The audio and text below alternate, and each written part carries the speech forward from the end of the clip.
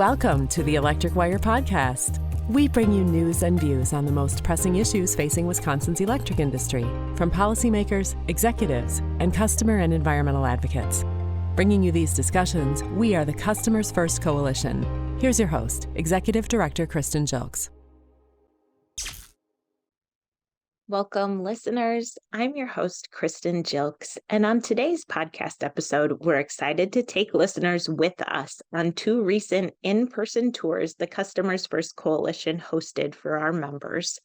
Podcast listeners can find accompanying video from the tours on CFC's YouTube channel, which is linked at our website, customersfirst.org, or in the show notes. Our first stop was at Madison Gas and Electric's fast charging hub for electric vehicles, located at the intersection of East Washington Avenue and South Livingston Street in downtown Madison, Wisconsin. The fast charging hub features 8 fast charger stalls for non-Tesla electric vehicles, and through a partnership with Tesla, the hub also has 8 superchargers specific to Teslas. The electricity used to power the charging hub comes from renewable energy. EV drivers stopping to charge their car at the hub pay for the use of the charger through an app on their mobile devices. The hub has been open for less than a year, officially opening in late 2022.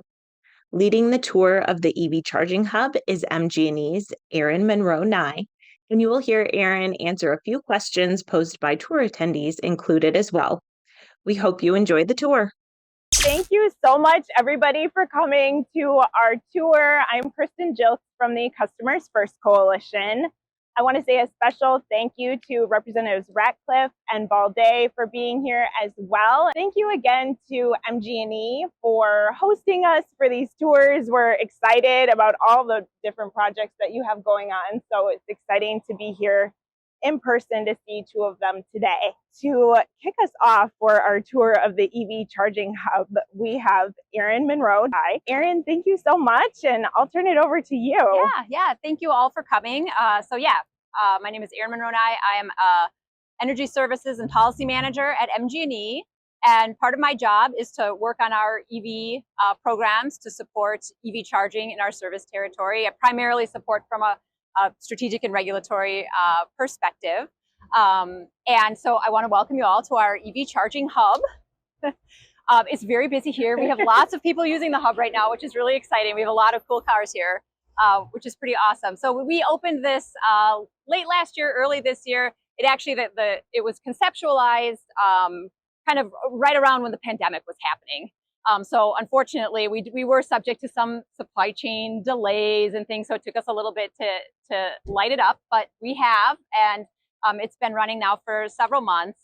And so as you can see, we kind of co-locate some Tesla chargers here, and then we have our DC fast chargers here. They range in speed or in power level from 50, correct me if I'm wrong, 100 up to 350 kilowatts. And so those are some of the 350, those are really like some of the fastest chargers in the whole upper Midwest. So, but a good variety here for all different kinds of vehicles. Not every vehicle can take the charge that quickly. It depends on the vehicles. They call that the acceptance rate. So we have a variety here for people to charge their cars with. Since we've opened this, so when we first opened the hub, I think people were like just kind of figuring this out, like, what is this? We chose this spot. This is a really great spot. It's super high profile, a lot of people, a lot of traffic driving by, a lot of like amazing amenities nearby. So the Sylvie's right over there. We've got a lot of businesses, dentists, we've got a grocery store, restaurants, bars, so all kinds of really fantastic amenities, super close to downtown. So if you want to park here on a Saturday and go to the farmer's market, it's super convenient. So this is just a fantastic location. And also kind of, it's high profile. So when people drive by, they start thinking, oh, I could have an EV. This is something that could be for me, when maybe they didn't consider it before. So that's really why we love having this site here. When we first opened it, we were getting like a trickle, a few drivers here and there, but now we're up to more than 30, and we're averaging more than 30 charging sessions a day, and it's grown exponentially. So just in a few months, we've seen tremendous growth. It's been really well received. I think people are really excited about it. It's kind of cool, modern technology right here in downtown Madison. So it's been really well received.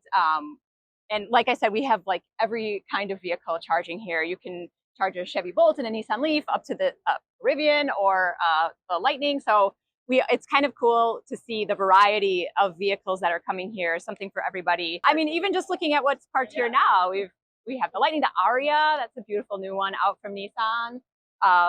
Ford Mustang, Rivian, what was that last one that pulled in? Kia. The Kia. It's a Kia, yeah. Nice. I mean, it's pretty cool. Yep. It's kind of cool for us at MGE because we can like see all the new cars as they're coming out. We kind of get like a sneak peek. We get to see them before anybody else does because they're right here. Well, my name is Sam Obalde, State Representative for Assembly District 48, which is the Far East Side, North, and Maple Bluff. So, just here looking at the, charging stations, I see that the ones for Tesla are less busy and stuff like that. But this one seems to be very occupied. Is it that these ones can take any kind of an EV car? And why is Tesla so restricted? I mean, can you speak to, Sure. I think it's a wasted space, in my opinion, to have all these things to be Tesla, as opposed to EVs, where anybody can come and basically charge their cars. Yeah, I think there's a couple factors that are at play there. So Tesla has and this is interesting because it's actually now other car manufacturers are starting to adopt it. They have a proprietary dispenser that only works in their cars. So, but that is changing a lot. So a lot of other auto manufacturers have announced that they want to adopt the Tesla, they call it the North American Charging Standard, the NACS standard. So you will be able to, in the future, see other non-Tesla vehicles at their charging stations. We probably don't have as many Teslas here. There are a few other Tesla charging stations, sort of not too far off. There's two on the east side. So maybe their drivers are spread out a little bit more on some of those like more outlying regions. But we get the diversity of all the other manufacturers here too. And you could charge a Tesla at one of our chargers. You just need an adapter. Erinn, I was wondering, what are some of the lessons learned in the first few months of operation? Any advice you could give to other utilities or entities who are looking to install their own charging hubs? Yeah, for us, initially the challenge was getting everything here because it was during the pandemic. We did have some chargers that we had to replace some parts on right away. Even when we were commissioning them, we realized there were some issues, and so then we had to get parts and everything was delayed. I think a lot of that is starting to sort of work itself out, so that's probably not as big of a problem going forward. I think, other challenges, so chargers are complex. They are very complex pieces of equipment. They require cell and modem connections. And I think that's one of the challenges is kind of, you need this expertise, not just in keeping like the electrical side of everything up and running, but the communications piece. And that's an important thing. And I think, industry-wide, this is something that is getting better, but there have been reliability issues in the past. And some of it is still happening, but I think the industry is recognizing this and making a really concerted effort to improving that reliability. So those are all things. We have Casey here, who's an electrical engineer who helps us out kind of maintaining our entire public charging network, making sure that they're online, making sure that, people aren't blocking them. That's another thing that we sometimes see, but like making sure that they're all functioning correctly because they're a little bit more technical than just a gas pump. Rob Richard with the Wisconsin Electric Cooperative Association. So in an urban setting like this, you have the Sylvia you mentioned, you have the farmers market, you have college game day. Is there what protocols or what etiquette is in place in terms of this place could fill up fast, people could leave their car parked here the entire day? Is there some type of penalty? Is there a notice? What happens in that situation? That's a great question. Because someone could theoretically park their car and block out other drivers. The way that our tariff, so how we're charging the customers, the way that is structured is it does have like a penalty if you overstay.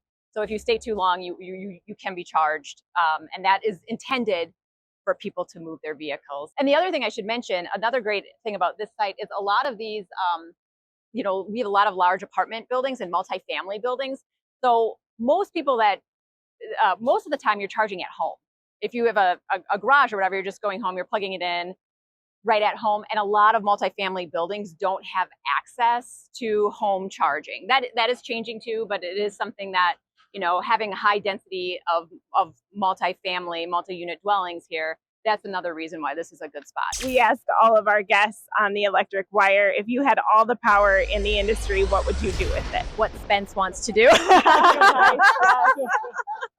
I think that would be nice. Yeah, yes, no, pass legislation allowing for more fast chargers. Exactly. Yes. Getting that fixed so that we can tap into those funds, because that corridor charging is a big.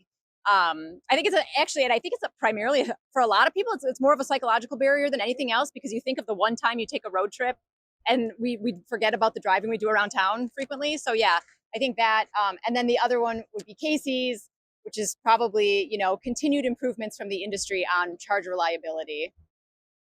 Well, thank you both so much. And thank you everybody for being here. Our next stop is at Madison Gas and Electric's O'Brien Solar Fields, just south of Madison in Fitchburg, Wisconsin.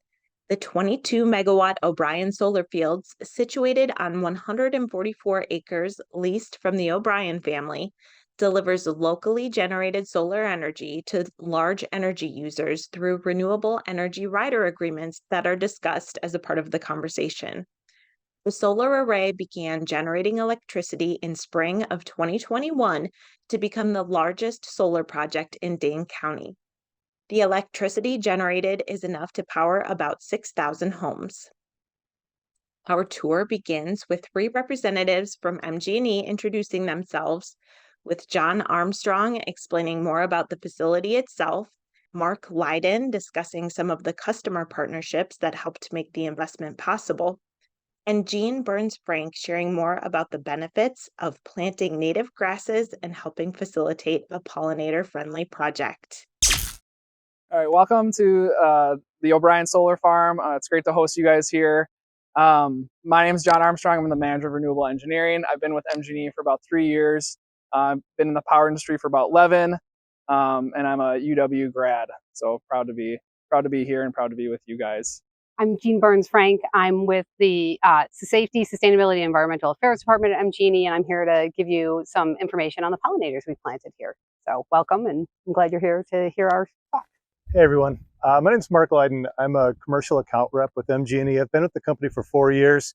I came out of Focus on Energy, so I'm pretty steeped in the efficiency and renewable side. My role as a commercial account rep is to be a human that connects the complexities of a utility to the complexities of their business, whatever that might be: billing, engineering, electrical, gas, all of it. As an account rep, one of the big questions we get is what the standard utility mix is, and then what the customer can do if they've got more aggressive sustainability goals. And MGE is pretty proud to offer 3 different options, 3 different programs to help get there faster, if you will. We've got a wind program. We've got a small commercial and residential program for solar, and then what we have here today is the Renewable Energy Rider program, right? So this was a huge array built specifically to help customers that have those aggressive decarbonization goals. MGE's got very aggressive targets to decarbonize our mix. Based on 2005 levels, we want to be 80% reduced from that by 2030 and net zero by 2050. Every day is a new challenge, and every day we're rising to that challenge. It's pretty great. It's being out in the community. It's really gratifying, if you will, to be able to say to customers that we have so many multiple options to help them get where they want to go. So, Mark, could you tell us who the customers are who are using the power from this site? Mm-hmm. Yep, absolutely. So it's an interesting mix of public and private entities that signed on to take their power from this site, right? So there's about 60,000 solar panels, and different portions of their power are allocated to UW-Madison, Wisconsin DOA, City of Madison, City of Fitchburg, Playcon, Willie Street Co-op, and Promega. Right, so you see biotech, you see municipal, you see small grocery. It's quite a healthy mix in there. And none of those entities are taking 100 or offsetting 100% of their usage through the power here. That's by design. It was intentionally just kind of apportioned out. But why would a customer want to sign on to the program rather than do their own? a very There's practical. A lot of variables, right? There are multiple reasons. One of the big reasons just basically being real estate. Let's take the example of a small grocery store, right? So they have really high usage compared to the amount of available real estate they can access to put those panels on. Secondly, that grocery store might be really good at selling groceries, but they're not really in the business of maintaining an energy array. And they want to be able to just rely on a third party, in this case it's MGE, to handle all the maintenance. Another portion is utility scale pricing is very competitive. And finally, the type of technology that we're able to access with utility scale pricing has a really high output compared to, say, like a fixed array that might live on an entity's roof. I'm going to throw in one last reason there. You think of some of those entities that are signed on, UW-Madison, City of Madison, or City of Fitchburg. They've got many meters across a vast geography.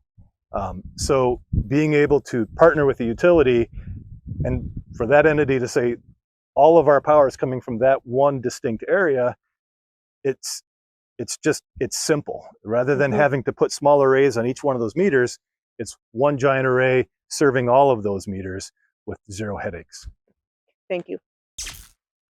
So the first two things I want to touch on before I pass it over to Jeanne is development, and then just timeline, basically schedule, and then leasing the land, or the relationship between the O'Briens and ourselves. So so first I guess I'll start with the O'Briens. So this lease, we don't buy the land, we lease the land from the O'Briens. It's a 25-year lease with 2 extension options of 5-year periods, so up to 35-year relationship with the O'Briens. And then after that, we are supposed to restore the land back to a farmable state, and then the O'Briens can obviously do whatever they want with the land because it's theirs. And then from a development standpoint, this project probably started back in 2019 with the EPC contract, so the engineer procure construction contract. That was in May of 2020. So things move pretty quick. And when the team mobilized the site in September of 2020, and they finished the following May. So what is that, like 8 months or something? So they were able to build it in 20 megawatts. So 60,000 panels, as Mark said, in 8 months, which is pretty impressive to me. So the development process for us for this, we had to get a certificate of authority, and it had to be approved by the Public Service Commission of Wisconsin. That's about a 9 to 12 month process, depending on the project. And then we also had to get a conditional use permit approved by the City of Fitchburg, and that in itself, there's a review period. So I can't give a number for how long it takes, but somewhere between 3 to 5 months, maybe. You can double check me on that. But yeah, that's pretty much the development portion and the leasing. I'd love if Jeanne came over and talked about our vegetation here for a few minutes. So our goal with the pollinating plants here, pollinator-friendly plants, was to make sure that we planted a variety that would flower from spring through fall. For a lot of native bees and native pollinators, they need access to nectar at different times of year, and some of them need access the whole time. So we wanted to make sure the mix had enough, we aim for at least 3 to 4 flowering at any given time, May through October. If we can get it further than that, it's great. And that covers a large amount of native bees and also monarchs that use nectar, and also other native insects that can benefit from it.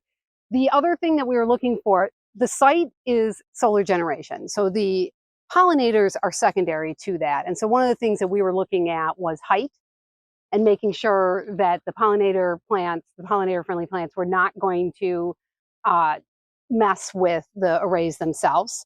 So the selection that we had a contractor help us pick them. They should be lower lying than some of the ones you might see in an open prairie in Wisconsin. So we did as much as we can to select native plants here, both native pollinators, but also native grasses, to ensure that we were creating the native vegetation that you would typically see in Wisconsin, but we did not want the heights to be too high. So you're not going to see Joe Pieweed here, on purpose at least. Natives like to just show up, which that's part of the fun, planting natives. The other piece we wanted to make sure we did is plant milkweed for monarchs. So we planted 3 different types of milkweed plants in the array area. And monarch caterpillars, they will only nest, or they only eat on milkweed. So our thought here was that in addition to bees and other native pollinators, we were going to help monarchs in this time frame. And that also comes into play when you're talking about spring through fall. I don't want to get into the entire monarch history because it's kind of cool, but it'll take a lot of time. So I'll just say when the monarchs are, the last set of monarchs need plants in the fall to make their way all the way to Mexico. And then the monarchs that come back in the spring need nectaring plants before they start producing more caterpillars. So part of that was, trying to capture that range of time. Some of the things that we've done, and John, you can jump in if any critical stuff comes up, but the contractors we use, and typically when you're setting up pollinator plants, they have a sleep, creep, leap kind of thought process. With natives, you have the first year, they're kind of sleeping, you don't see much going on. Second year, they start creeping, they start taking in a lot more space. And then the third year, they're supposed to leap, allegedly. You do have to adapt, adjust, and add. We've had a very good luck here. Some of our other sites, we are going and adding some additional plants. And in that leaping phase, while you're waiting for the leaping, you are doing mowing about 3 times a season, sometimes more. And that actually helps the pollinators establish better. And then after that time, our expectation is that we'd be mowing it about 1 time a year, if needed. So some years we might not have to. And we do have to do, especially when you're establishing, we do some spot pesticide use. And that is the recommended best managed practice so that invasives and woody plants don't take over. So again, once it fills in, you have a lot less of that going on. The maintenance is a reduced cost, and it's also reduced time. And we thought, it makes sense in a solar field to try to also reduce the environmental impact. So when you're reducing the mowing, that's time and expense, but it's also a reduction in use of fuels and everything that goes into showing up and mowing a property. Jeanne, did you have any oversight by the DNR or the county or even the city of Fitchburg on the pollinating? Or did you even need to provide them a plan, or were you able to just kind of go with it? So on this site, we didn't have as much interaction with the DNR or the PSCW or county. Obviously, they came out afterwards because they wanted to get some information on how we planted. And actually, our contractor was out here, and it was a really fascinating conversation about how when you're building solar, there's a chance for a lot of erosion. And the way that they planted here cut down on a lot of that. But also, they wanted to see what it looks like set up. They wanted to know about stormwater, runoff, everything like that. And then on subsequent plans, we actually did talk to the DNR and the PSCW about some of the choices we were making. So Hermsdorf, we reached out to them and showed our list. But our O'Brien, I was somewhat new with this. They don't require that we do that. This is a voluntary thing. There's no requirement that we have pollinators here. And my goal was to make sure we hit enough flowering nectar plants in that time frame. And there's not a huge difference between this planting and what we decided to do with Hermsdorf. The DNR had a few suggestions. It's a little bit different setup. So there were some limitations at Hermsdorf that we don't have here. But we did not get feedback from them specifically on this site. Can you talk about agrivoltaics at all in what we're trying to do on future projects, if anything? Sure. So agrivoltaics is a word I just learned this year. And when you put it in Word, it says it's spelled wrong. So I'll just put that out there. Got squiggly red lines under it. That's a combination of solar energy and agriculture. And there's a lot of research out there, and we're trying to keep up with the research that's being done. So for a site like O'Brien, where the focus is on native flowering plants and native grasses, the benefits that the Department of Energy is seeing on these type of sites is increased infiltration. Stormwater impacts are reduced when you set this up near agricultural fields. It improves water quality and it improves soil quality. So for a site like this, where you're not necessarily relying on the pollinators for the agriculture around it, it's still providing a benefit to the surrounding corn and soybean sites. Additionally, depending on the type of natives, so Wisconsin has about 400 native bees, and some of them are, live their life within, like, let's say 300 feet, and some of them go a lot further. So when you set up a site like this next to a type of agriculture that actually needs pollinating for the fruit or the vegetable that you're growing, these bees can have the entire life cycle here, unlike when you're at a crop where they are just going to pollinate during the life of the crop and when the crop needs to be pollinated. So if you think of apples, there's certain times of year where the apples need bees. So this type of site provides the habitat to keep those bees alive from spring through fall. So if you have any type of agriculture within the range of that bee, this type of site's going to support that, either nearby or adjacent. Before, Jeanne, you want to talk about sheep really quick? Sure. Because I need you to talk about sheep. Sure, I can do that. I forgot about that with the agrivoltaics, and actually, you'll probably have to jump in on the technical aspects of the sheep. So I talked a little bit about what we think this does from an agrivoltaic standpoint, but we actually have a solar array it's off of Irish Lane in Fitchburg, Tido, that is going to have, we are experimenting with sheep on it.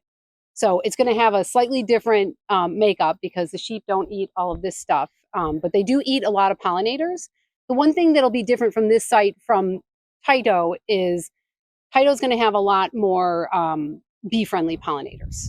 This has milkweed. We're not intending to put milkweed there. It might show up. It likes to show up where there's pollinators, but that's a slightly different makeup, a lot of clover and things that sheep eat. But it's been an exciting process with this because when it first came up, I think I want to say John was probably the only one excited. But we aren't the first people in the U.S. doing it. No. There's EPRI, the Electric Power Research Institute, has done quite a bit with that, and actually UW has interest in it. And when I was researching agrivoltaics, there's a lot of universities that are looking at this right now. So we're pretty excited that we're going to be able to partner with someone to have sheep on that site. Can you just walk us through, like, when the sun is shining, where does it go? How does it get converted into energy here? Like, it hits the panel, where does it go next? And then walk us through. It's pretty, all in all, it's pretty simple process. So like you said, the sun will hit the panel and it'll create electric current. And you have, at this site, you'll have 27 panels. I'll try to stand in the, okay, there you go. There's 27 panels in series, and that produces the right amount of voltage and current that you want. That was designed by the electrical engineer. And then you have, so those 27 panels go into these white boxes here. So these are called DC combiner boxes. So the DC combiner box combines in parallel several 10, maybe 14 amount, or 10 or 14, 10 to 14 of the chain of panels into one central location. And then you have 10 of those DC combiner boxes will go to your inverter, which is the white box over there connected to your green transformer. So your inverter will convert your 1500 volts DC to 600 volts AC. And then you will go from 600 volts AC to through your transformer. The transformer will boost it up to our distribution voltage. This is a distribution tied system, so that gets us to 13.8 kV. And then we will flow through our meter and our recloser. The recloser is more like a breaker in your house. It'll protect the site if there's any faults, and then it'll go to your distribution system. So Mark talked about the 7 companies we partnered with to get this site to happen. So the exact electron, I get this question every once in a while. The exact electron that we produce doesn't get to the UW or wherever. It's going to our grid, and then we do meter magic to get it to the right place. Do you ever have any concerns with weather? Like in the winter, does the snow always melt off, or does ice ever build up? Wisconsin is a tricky place for snow. So Wisconsin, you know how we get like that wet slushy snow sometime, and then it'll turn into ice. So that does happen at these sites. So MGE, we take more of a proactive approach to snow. We'll try to tilt all of our panels. We'll watch the weather and tilt all of our panels before the snow event. The trackers do come with a snow algorithm where they will sense the snow and they will dump one way or the other, 45 degrees, 50 degrees, however far the maximum tilt angle is. But we try to proactively tilt the site. But even with that, every once in a while, you'll get that snow, that's like, it rains even first, and then it snows and it's like 33 degrees, and then it drops to 31, that tricky little area, and then it'll just freeze up. So we do have to deal with that. And really, the most cost-effective way to solve that is just waiting. We have looked at snow clearing, but it's just a lot of manpower. This is a massive site, 140 acres. What percentage of the time are the panels producing power? Okay, so that's what capacity factor kind of translates into. So there's 8,760 hours in a year. And so what we expect is about a 22 to 24% power or capacity factor for a solar array. It's all dependent on how much. So most solar arrays over panel. And what I mean by that is this site is 20 megawatts, but we actually have 24 megawatts of panels here. So once this is the lease is through 25 up to 35, like what's the benefits for land use moving forward, just now and afterwards? That's not for you. Maybe Mark can answer it. You're asking me to predict the land value and just like what's going to happen to the land when is it going back to the O'Briens? Is that how the lease works? Yep. Yeah. So after 25 years or with a 10-year extender, it'll go back to the O'Briens, and then they'll be able to farm it or. And are there benefits in the meantime for the land that we're taking this agrivoltaic type benefits that this land is coming out of agriculture use for a period of time? Yeah, Jeanne might be able to answer this better, but it really gives the land a chance to rest and like become what it once was. Invigorate the soil. You can carbon capture with the deep root system, so it does benefit in those regards. Yes. So our last question for all of our guests is, what would you do if you had all the power in the industry? I was thinking about this since the charging hub. There's so many cool things you could do if you had all the power in the industry. I think for me, like my job, what would help me the most is getting the MISO queue kind of sorted. With the MISO queue. Just because there's such a clog there right now, and we need so much generation. We can't move fast if we want to make a decision on something. It's like, but we have to go through the MISO queue, and they say it'll take this amount of time, but really it's triple that. So it'd be somehow using my power to improve the process, or not really improve the process, but just, I don't know, make it go faster. I'm sure there's a lot of listeners from the industry saying like, amen to that. Nice. I love it. Do you two want to come up and answer that as well? Mark, what would you do with all the power? Kilowatts, megawatts, gigawatts, gigawatt hours, watt hours, right? Amps, volts. It's such a, it's an industry that hides behind a pretty complex language, but it's very common sense concepts when you get into it. And if I had all the power, I would wave a magic wand, and the public would understand really what a megawatt is and what a megawatt hour is, because I think then it would grant some empathy and understanding of the challenge of the energy transition, right? We're talking about scale and scope here. These are huge issues that we're dealing with. And if people were to understand, if we as an industry could ease up our language and ask the public to meet us in a common space with our language, I think it would make everything go better, and legislation would get passed, MISO queues would get unclogged, politics would ease up, and we'd get there further faster. So thanks for asking that question. Cool. Thanks, Mark. All right. And Jeanne, how about you? I would really put a lot of money R&D into battery storage, because I think with renewables, we talked about efficiencies, and it would definitely up the efficiency and the effectiveness of renewables, where you can use the power when you need it and you produce the power when it's available. So that was my thought. Perfect. Thank you so much. Thank you to our tour guides and all of the participants on our tours. We loved this up-close look at the O'Brien solar fields.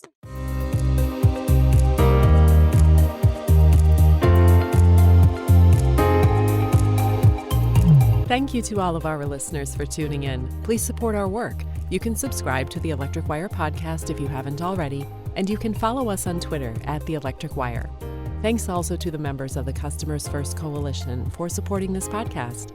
Our members are Dairyland Power Cooperative, Madison Gas and Electric, the Municipal Electric Utilities of Wisconsin, WPPI Energy, the Citizens Utility Board, the International Brotherhood of Electrical Workers Local 2150, and the Wisconsin Electric Cooperatives Association. Thanks again for listening. We'll have a new episode next month.